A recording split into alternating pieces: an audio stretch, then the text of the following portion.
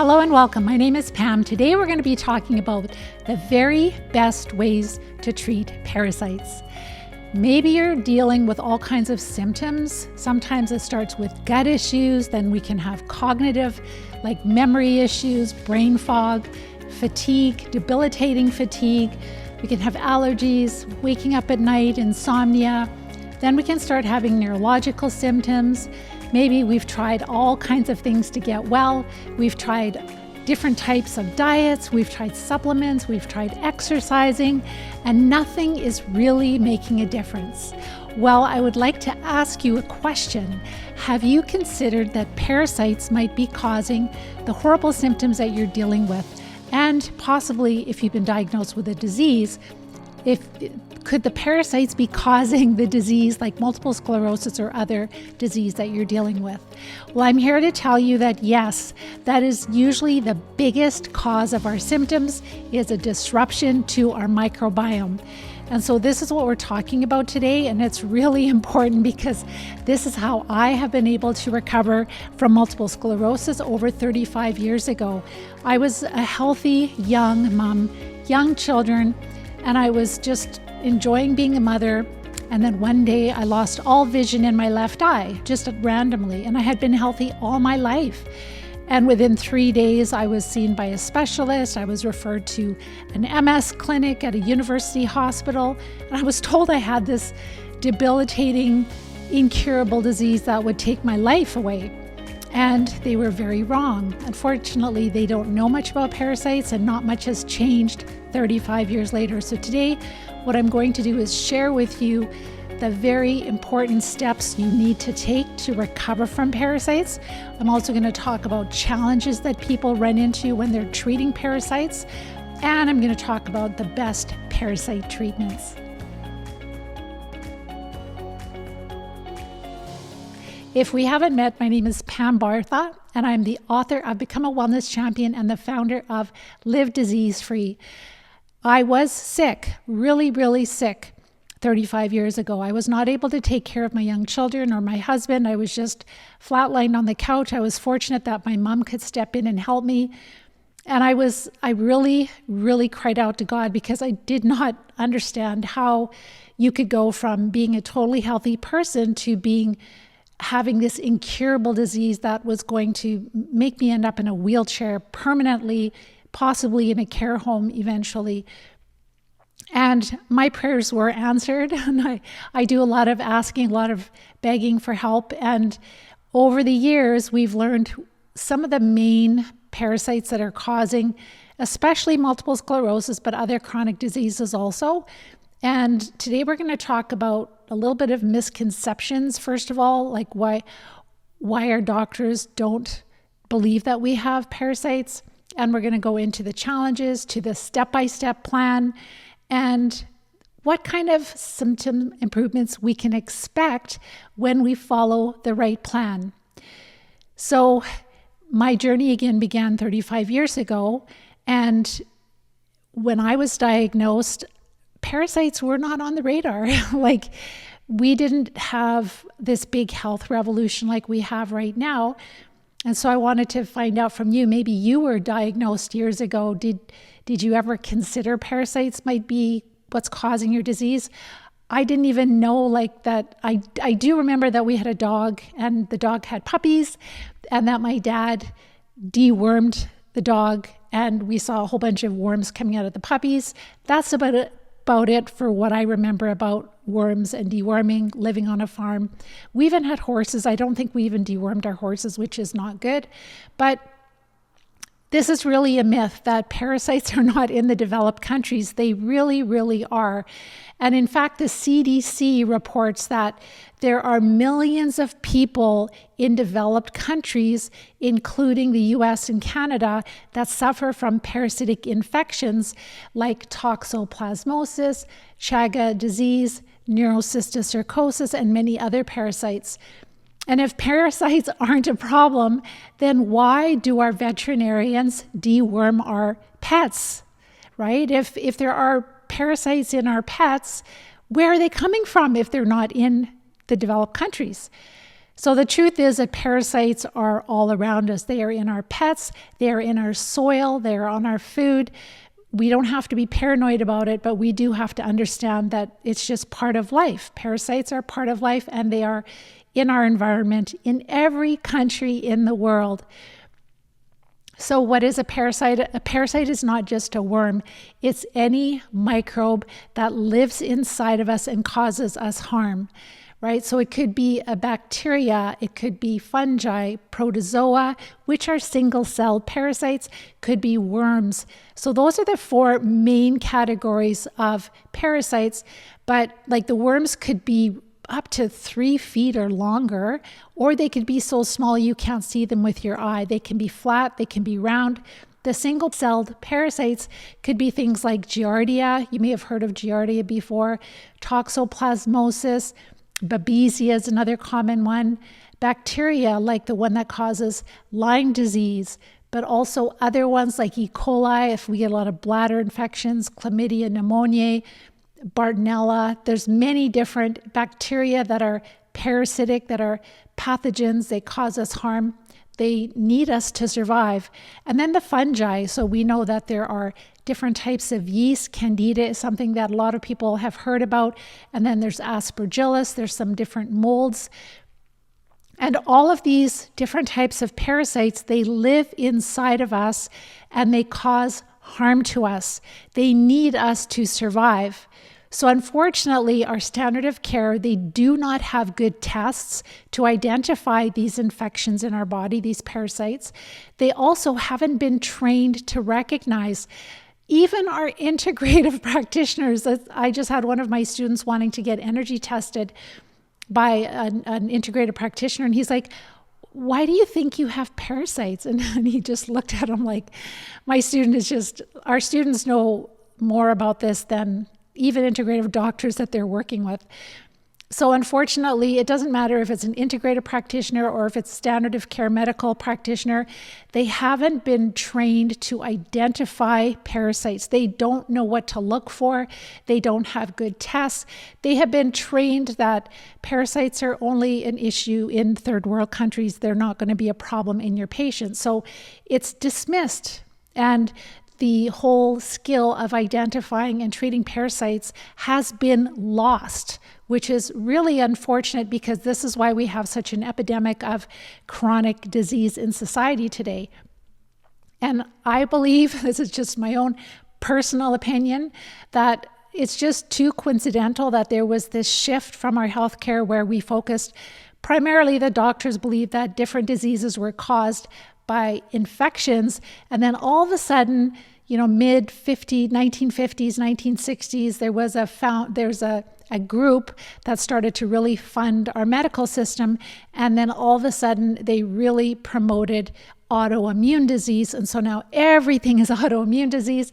Everything is like, well, it's just your immune system is acting up for no reason, and so we just need to shut it down. And so, or to suppress it, I should say, with immunosuppressive maintenance drugs we take forever.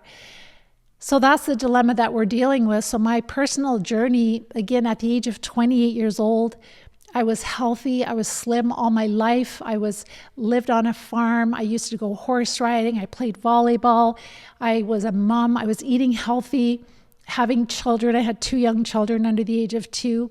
And suddenly one day I started losing vision in my eye. My left eye got a black spot and it grew bigger and bigger very quickly. Went to see an eye specialist right away. And that specialist said, oh, that's a very serious case of optic neuritis. I think I need to refer you to an MS clinic. So he referred me to the UBC MS Hospital Clinic, which is one of the best MS hospital clinics in Canada. It's on the West Coast. And there, the expert did all his testing and he diagnosed me with multiple sclerosis. So I also had fatigue. I also had a little bit of tingling in my legs and down my arm that I had, but I just ignored that. I didn't know what that was. But by the time that I had the optic neuritis, I had terrible, terrible headaches, extreme fatigue, and I had the tingling, and they could pick up a little bit of weakness in my legs. And so with all of that, he gave me the diagnosis of multiple sclerosis, and I'm like, what is multiple sclerosis? he made a point to tell me that there's absolutely nothing you can do to change the course of your life, that you'll be completely disabled in time. And I left his office completely devastated. Like, how is this possible? How can you be a healthy person all your life and then suddenly you have this mysterious incurable disease taking over your body? Like, it didn't make any sense. I was devastated. I thought that my life was over. My husband drove me home through the mountain pass. I can still remember to this day staring out the window, bawling my eyes out, thinking like, how am I going to take care of my 2 young kids? And what a burden I would be to my husband. He was going to have to take care of me his whole life and take care of the family, and I wouldn't be able to contribute, and I would be a burden. It was just awful. I got home and my mom stepped in to help because I couldn't take care of myself or my kids. I just laid on the couch, just totally wasted. And then I cried out to God. I just begged him for help. And I honestly believe that he heard my cry. He has answered my prayers many times. I'm not special. I just ask, right? I do ask. I do love him. I love the Lord. But I do ask, and he promises that he will answer our prayers. So why not ask, right? And so my mother-in-law gave me a book on integrative health. And that was like the only book I received. I didn't receive any other books. I didn't even have the internet in my house at that time. I didn't even have a computer. And that book opened my eyes to a whole new world that I did not know existed. That book was written by a medical doctor who believed that MS and other chronic diseases were caused by infections, by parasites in the body. They focused a lot back then on Candida. That was pretty much what they focused on. They did believe in other parasites, but they couldn't see them. They didn't know how to treat them. They didn't know how infested we were. And so then I would go to the health food store. We had the Alive magazine. Once a month it would come out and there would always be a book review. I'd go and quickly look to see, like, is there another book written by another doctor? Oh yeah, so I found 4 different books written by medical doctors that were talking about how infections, parasitic infections, caused diseases like MS. So when I read all of that, I decided at that point to take a different path because the neurologist gave me no hope for a cure. He said I would be completely disabled. He warned me about snake oil cures that people would tell me about. And he said, as the expert, I'm telling you, there's nothing you can do. You are going to be bedridden in time. So when I read those books by other medical doctors, I thought, no, this makes more sense to me. I'm going to follow this path. And the rest is history. So since then, I have been living over 35 years free of multiple sclerosis. My kids are all grown up. They're married. I was able to raise them. I was able to be a partner to my husband, still am, and had the amazing privilege now to have 7 grandchildren, 1 more on the way in midsummer. So that'll be 8 grandchildren. And we have a lot of fun. Like, we are really active with them. We were tobogganing just a couple of weekends ago, and they're all young, like 10 and under. So like, they're like cats. They're running in different directions, and you're carrying them and you're running up the hill, going tobogganing. Those are the things I love to do. And this is why I do this work, is because I want you to see that there is hope for you, that all these horrible symptoms you're dealing with, they're because of parasites. You are a healthy person. It's not your body is turning on you. Like some of us, we just lose hope and we're like, oh, it's the luck of the draw. You know, I've got this body that is attacking my own tissue, my nerves, or my immune system is attacking my nerve tissue, or my whatever tissue, my joints. There's nothing I can do. That's not true. You are a healthy person. You just have an infection that our doctors can't pick up. So today we're going to talk about how to treat that, because it's not simple. It's not easy. It's simple. We follow simple steps, but we do have to use strategy, because it's very similar to, I always talk about your lawn. Like if you don't take care of your lawn, and it gets too dry and some of the grass dies out, you get weeds moving in, right? And it's not just dandelions, you get all kinds of weeds. And so you're not going to just treat one type of parasite inside of you. It's going to be multiple types of parasites. So I have been able to live over 35 years MS free. I have developed a program that we've helped thousands of people all over the world, helping them to recover from multiple sclerosis and other chronic diseases. We're in over 15, probably closer to 20 countries by now. And we have a system that is proven, a system that has helped people recover from incurable diseases by treating the root cause, which is parasites. And the reason that we have so much success is, first of all, by the grace of God. And secondly, because we do use strategy. There's never going to be a one-size-fits-all parasite treatment plan for everybody, unfortunately. And we have to understand how entrenched they are in our body, how comfortable they are. We have to understand what we're dealing with so that we have a realistic expectation of how we can recover, what we need to do to recover. And so why does our medical system ignore parasites? Well, I've kind of mentioned that already. There frankly is no money. There is no money in treating parasites. In curing people of parasites, we would not have a multi-trillion-dollar healthcare system. It's as simple as that. That is the biggest cause of cancer, of all the autoimmune diseases, including chronic diseases like multiple sclerosis. They're all infectious diseases. I've done videos on like cancer, like all the parasite drugs. They treat different types of cancers. So because there is so much more money in these disease-modifying drugs, like it can be over $100,000 per year just for one drug, never mind the MRIs and the doctor's visits. They are not giving this information to our doctors. It's being hidden from us. And if you live in a country like Canada, it's virtually impossible for doctors to treat parasites. You have to get a stool test done. The stool tests are lousy. They're not going to tell you which parasites you have. And then your doctor will say, you don't have parasites. And it's like, no, you have very poor tests. And they don't know that your symptoms are caused by parasites. So this is why we are suffering, why we have an unsustainable healthcare system. So the plan, the best way to recover from parasites, to treat parasites, is using the Live Disease-Free plan. And this is a proven plan. It has many people have used it. It's been fine-tweaked for years and years as to what is the best for people, what helps them the most. We are still continuing to learn because of our amazing wellness champions. But this plan, this system, comes from decades of experience in treating like many students, or the students are treating themselves, but working with them. I'm a teacher by trade, a health coach, or a health educator.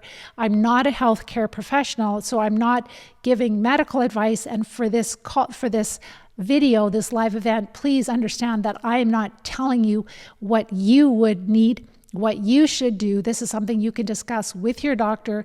If you need support from us, we would be very happy to help you, to guide and direct you, to make sure you get access to the right practitioners, the right treatments, that you're treated properly.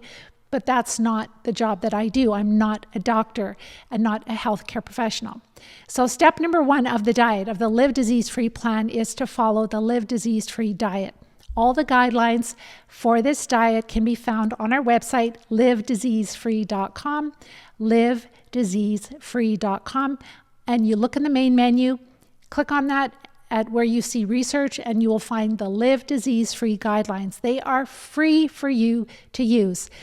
I would encourage you to go through that, because this has been life-changing for a lot of people.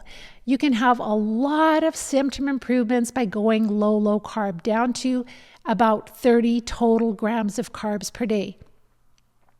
The rationale behind this diet is that for parasites, their favorite source of energy, their favorite source of food are carbohydrates and simple sugars. So when you decrease their food, they become more quiet.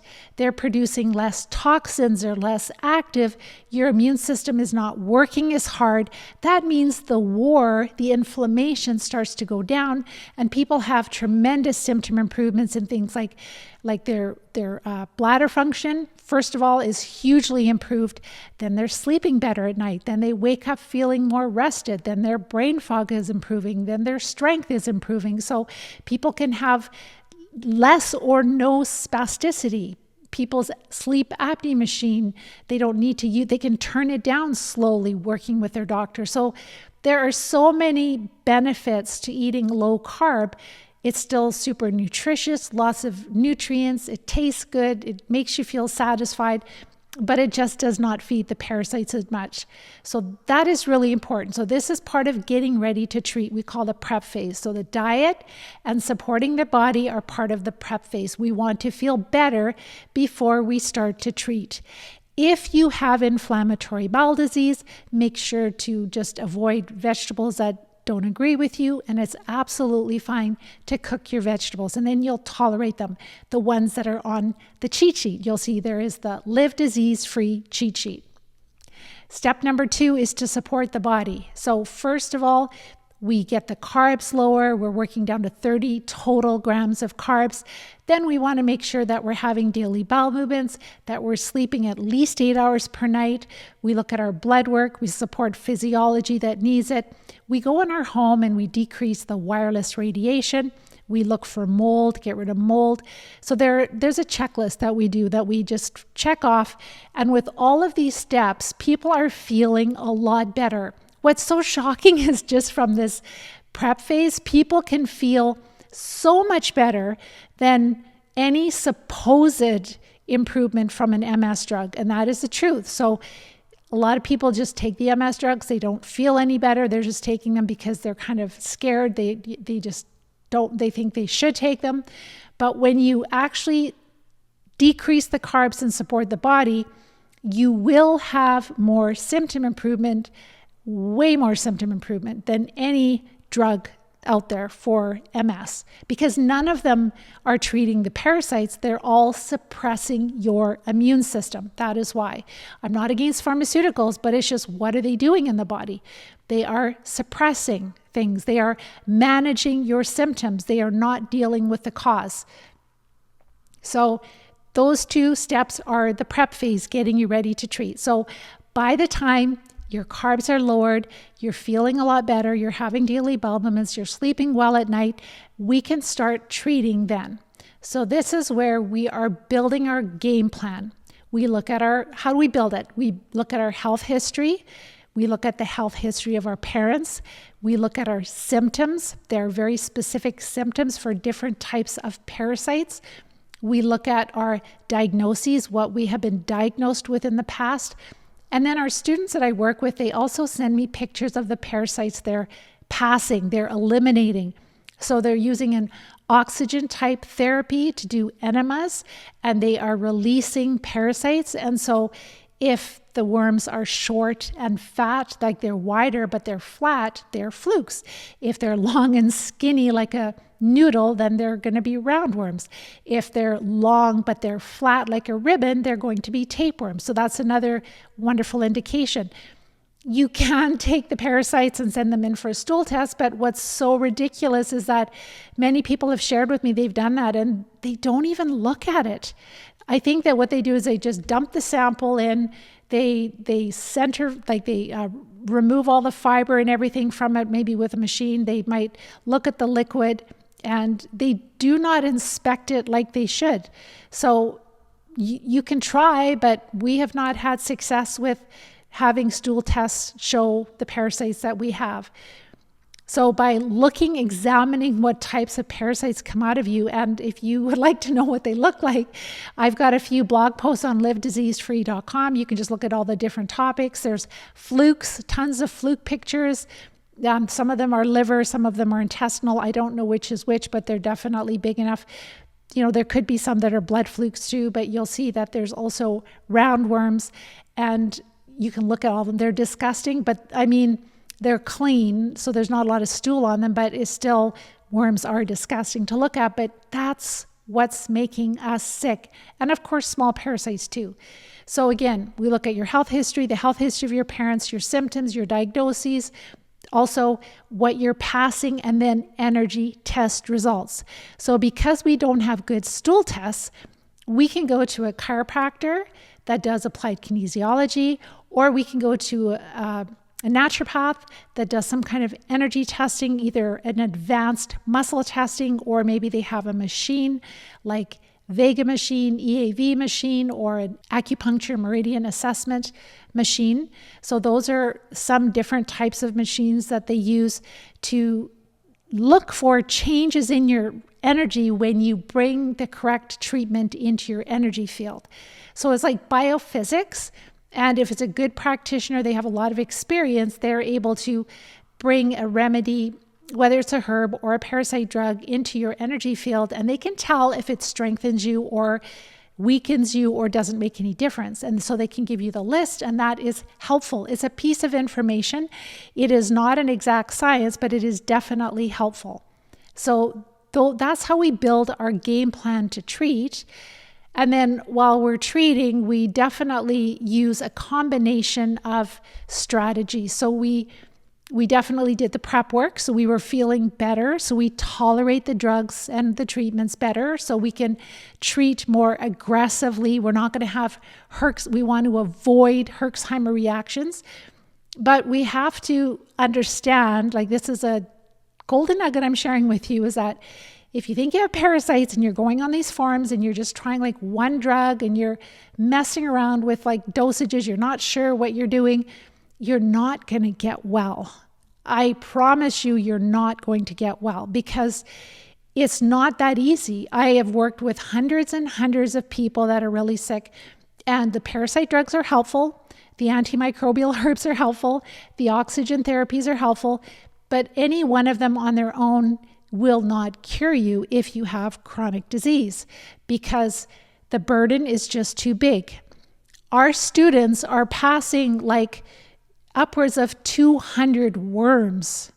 And you think, no, Pam, that's not possible. Like, how is that possible? Well, your intestines would be the surface area of at least a double tennis court. So visualize a double tennis court.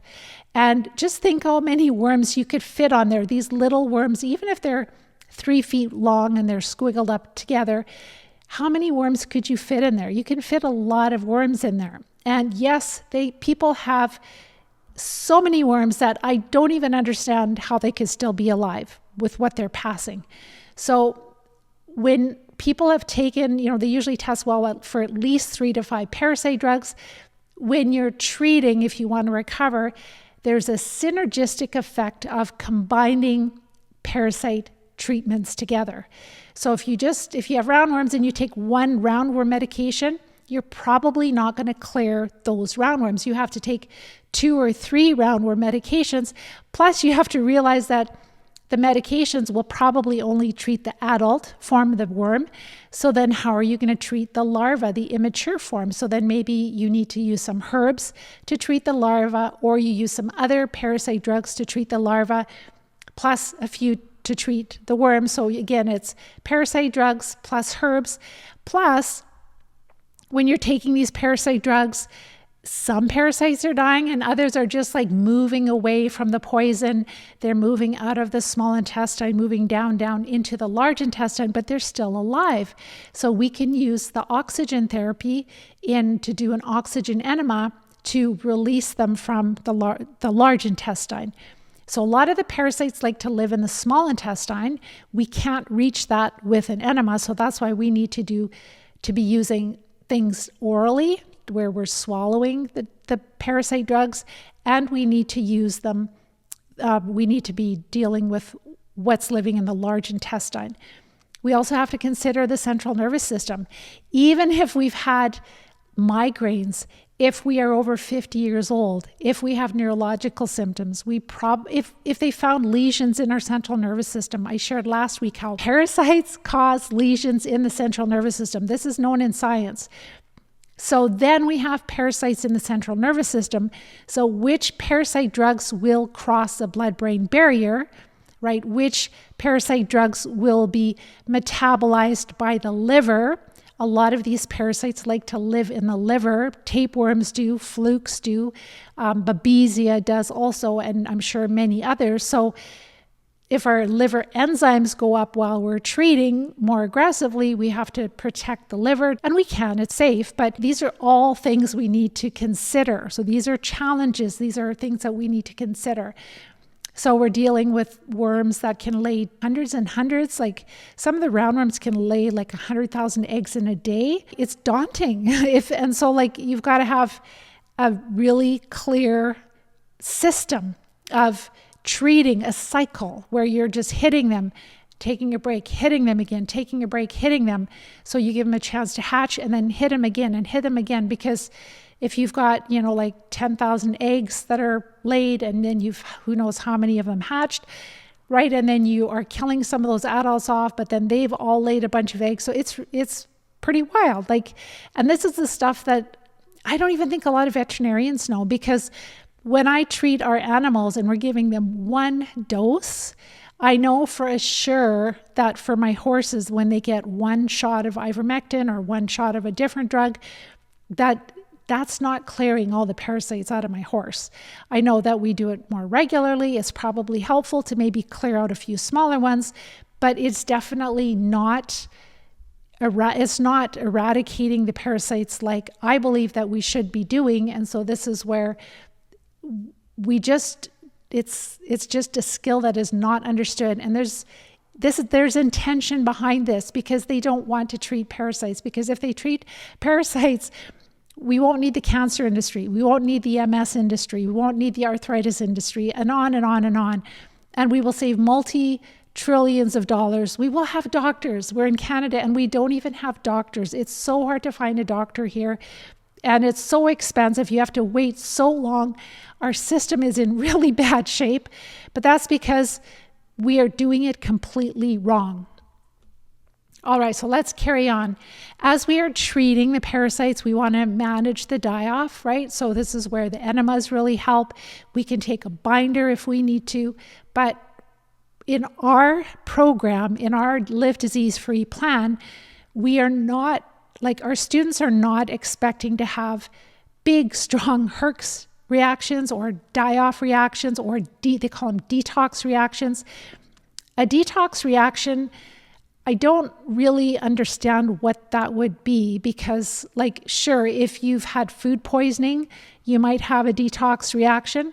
But when you are treating parasites, or just in a normal day today, your body is detoxing all the time. It's always cleaning, house cleaning, right? The blood, the liver is always working. So what those reactions that we would think are detox reactions that people might have when they're treating are really, you might be using a treatment that is aggravating an infection. It might not be the right treatment for the parasite you're dealing with. And so we call it angry worm syndrome. Or it might be that you're treating so aggressively that you are killing off a lot of parasites and your immune system is not able to deal with it as well. But we do know, though, that parasites have at least 17 different ways that have been documented in science that they cause immune dysfunction and inflammation. When they are alive, a lot of times they're blind to our immune system. Our immune system, and you might be wondering, why do I have so many parasites? Why doesn't my immune system deal with it? Shouldn't I be feeling like I'm next to death if I have 200 worms inside of me? Well, these parasites have ways to make themselves blind to your immune system. And when they start to die, then that protection is no longer there. And then the immune system recognizes them and goes, oh my gosh, what is this? We need to go after it. They call in the other soldiers, and it's a full-on war with higher inflammation. So all these things we have to consider, right? So that's why the prep phase is so important. Your practitioner you work with should really know that the prep phase is vital for success. Just starting to treat is a recipe for disaster, because you're just going to be laying on the couch feeling like you were hit by a truck, and you can have worse neurological symptoms. You'll have to stop. It's just not even worth it. So again, layering of approach of treating would be including parasite drugs and antimicrobial herbs and oxygen therapies. So I'll just quickly discuss there's a lot of different herbs. So you might have heard of Mimosa pudica. You may have heard of wormwood and cloves and black walnut. Those are 3 that are often in formulas for treating parasites. Myrrh, frankincense. There are quite a number. Garlic is really, really antimicrobial. It's very helpful, especially the raw garlic chopped up on a spoon. So there's all these different herbs. There's grapefruit seed extract. There's olive leaf. There's also oil of oregano. There's a number of different antimicrobial herbs. There's all of the lime herbs, cryptolepis, a number of them there. So there are lots of wonderful antimicrobial herbs. Some of them will be more effective for parasites you're dealing with, and whether it's Lyme or Mycoplasma or whatever types of protozoa or small parasites you're dealing with. But the herbs are more helpful for the smaller parasites. The parasite drugs are more helpful for the larger parasites, but the herbs can also help the larvae of the larger parasites. Larvae are the immature forms of the large parasites. And then the oxygen therapies will just be a different way of hitting them, because our body uses oxidative free radicals to go after. They're called free radical oxygen species that go after parasites also. So our body uses oxygen, and oxygen can be really helpful in conjunction with the other 2 types. So long-term prevention, let me talk about the parasite drugs too. So there's a number of parasite drugs. So common ones there's albendazole, and that one works more systemically. There is mebendazole, which is similar. They're both for roundworms, more so. I think albendazole also is for tapeworms, some tapeworms. It can be a little bit helpful for flukes also, but mainly roundworms. It works systemically. It does cross a blood-brain barrier. And then mebendazole would be more of a safer drug for children or for people that are healthy that just want to treat roundworms. Then there is also ivermectin, which treats a wide variety of different types of parasites, also small roundworms. There is also, and the albendazole, ivermectin together is a more synergistic effect. There's a better killing effect. These drugs are very safe when they're used properly, but they have to be used properly, and you want to use them effectively, right? You want to use an effective killing dose. There's also Alinea, which is nitizenide, which is a very popular parasite drug. It does treat a wide variety of different parasites.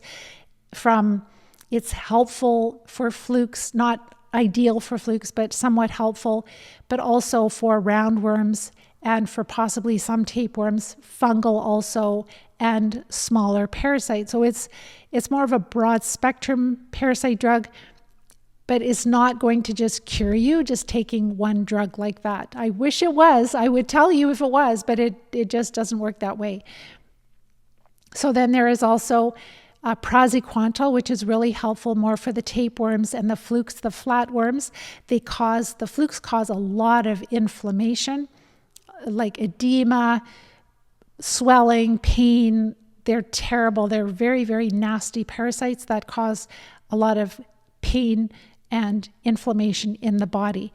So praziquantel is helpful for that. There's triclabendazole also for these flatworms like the flukes. And things like myrrh, like I've been learning that myrrh I think it's in Egypt, they have a drug that's derived from myrrh. And so it has anti-fluke properties for liver fluke and blood fluke.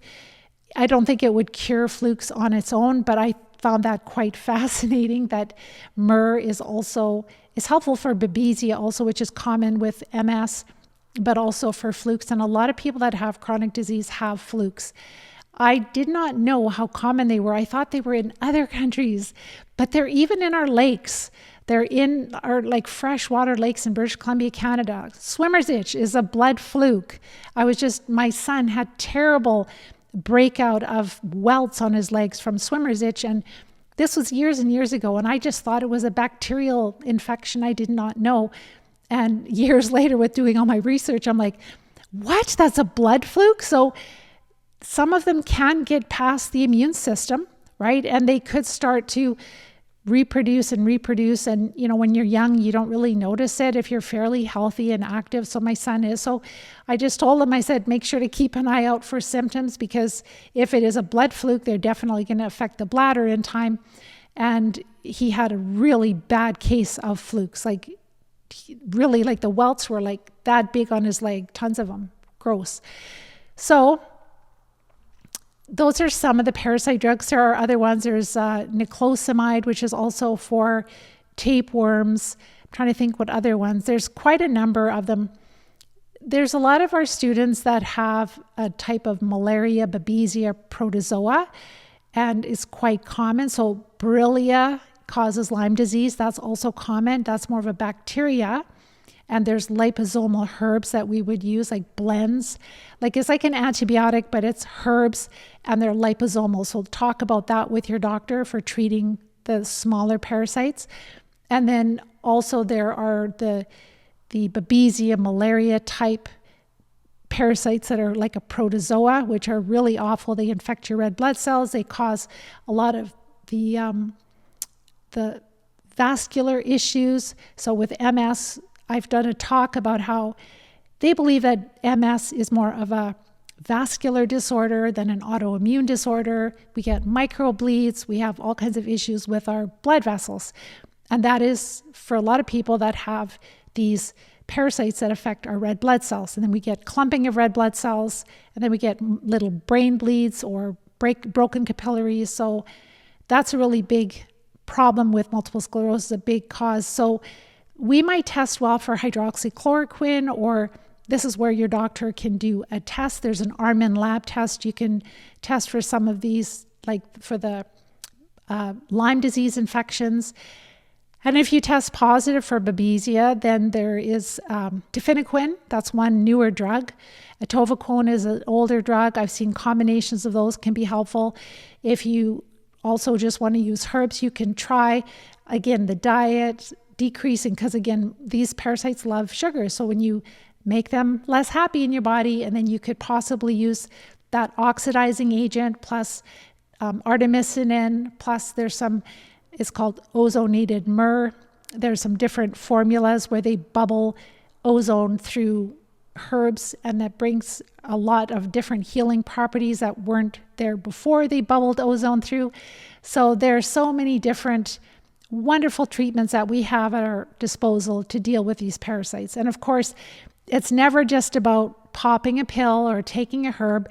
As we are feeling better, it's really important to start to take back your mobility, to be getting the circulation going, to be getting sunshine, to be balancing your life, managing your stress, I should say. Sometimes we can't balance it totally, but manage it. But all of these lifestyle factors are really important. We can't just, and the heavy metal detox is really important. So this is all part of the Live Disease-Free plan. We do liver gallbladder flushes because the parasites like to live in the liver gallbladder meridian. So all of these things are critical to, if we really want to get to an amazing place with our health. So I'm not talking about kind of alleviating some of the symptoms, but I'm talking about going back to a time when you felt really, really good. The only way things are going to change is if we have thousands of people talking to practitioners, not just me talking to you. We want change. I've got kids and grandkids. I don't want the system to keep going like this, right? And of course, I'm teaching my children like how to not get chronic disease, but there's so many other people that need to be helped that don't know this. So the first step is just to share this with the practitioners that are willing to listen, that are going to be positive and not going to be, if they're negative, if they're condescending, don't waste your time. Don't waste that energy. Die off symptoms. This is something where you really have to work with somebody. You can't do this on your own. You really can't. If you're healthy and you go to the health food store and you get some herbs, you can do that on your own. But that's not going to get you well if you're sick. So doing the real treating, you need to work with somebody. If you don't have specific help, we are here for you. Also, feeling alone and unsupported, it's really hard. A lot of our students, they have beautiful families that don't believe in this. They think that they want their spouse or their family member to be on these immunosuppressive drugs. They really believe with all of their heart that that is what's the best thing for them. So it's really hard when you're alone and you don't have that support from your loved ones. And so that's why our community is so incredibly helpful for people to feel connected and like you're not going crazy, right? That what you feel is in your gut, that's right, is true. And so we have a very strong supportive community. And also the dietary adjustments can be kind of hard at the beginning because these parasites make us crave carbohydrates like a drug addiction very often. So, and then sometimes we're following the diet. We think we're following it well from my guidelines that I have on the website, but maybe you're not following it properly. It doesn't take much. It takes very, very little to feed these parasites and make your symptoms worse. So these are all reasons, these are all challenges why it's really nice to have a proven step-by-step plan. Proven meaning that people that have had incurable diseases have recovered. You'll have this skill for life. It's like taking a little mini course, but you're applying it into your life.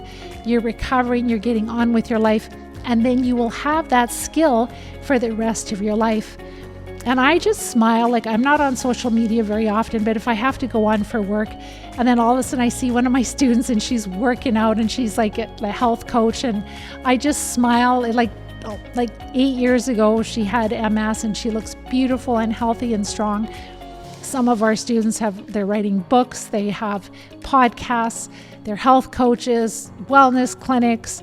So that's another way that we're bringing change, is that as we recover, we want to help others to recover. We want to help others to experience what we have. Make sure to watch my masterclass training, because on that, I go deeper into these steps, and then you can go start on the diet. If you're ready and you're like, Pam, I need to treat, I need a plan, I don't have a doctor that understands this, and you need our support, then you can book a time to chat with me to make sure it's a good fit for you. This is one of the most important skills that you'll have in your life, because if you don't have your health, not much else matters, because it's one of your greatest, it is your greatest asset, right? If you don't have your health, there's just so much you can't do. Like as a mom, I would have never been able to raise my children, wouldn't be able to be so active with my grandchildren, taking care of my parents in their elderly age. So make sure that you get the help that you need, because you are a healthy person. You just have parasites. You can get back to who you were before. You just have to treat the parasites well. You have to work with somebody who has experience, who has knowledge, who will support you and walk you through step by step. So again, if you like what I share, please like, share, and subscribe. It really helps this to get out to more people. And then also type your comments in the question box. And other than that, I will see you on the next live event next week. Take care. Bye-bye for now.